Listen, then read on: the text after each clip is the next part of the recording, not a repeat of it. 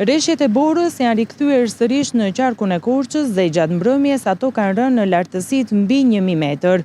Autoriteti rrugor shqiptar bën me dije se janë marrë të gjitha masat dhe qarkullimi i automjeteve kryhet pa asnjë problematik. Ndërsa sa i takon furnizimit me energji elektrike, janë 12 abonentë të cilët kanë ngelur pa energji si pasojë e një defekti. Grupet e punës janë duke punuar në teren për rikthimin sa më të shpejtë e energjisë. Ndërkohë firmat kontraktore për mirëmbajtjen e rrugëve janë në gatishmëri të plotë. Nisur nga parashikimet e moteve dhe në zbatim të kushteve të kontratave, nga gjithë kontraktorët e mirëmbajtjes është bërë mobilizimi dhe mbajtja në gatishmëri e mjeteve dhe fuqisë punëtore. Në të gjitha akset rrugore me prezencë të borë është kryer procesi i punës i mirëmbajtjes, në kupton punime me borë pastruese për pastrim dhe kriposje.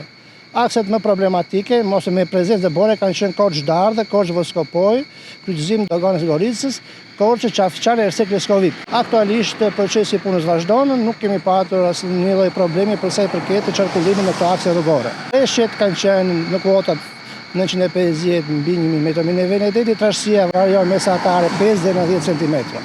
Nuk ka patur probleme, situata me ngrica me akull.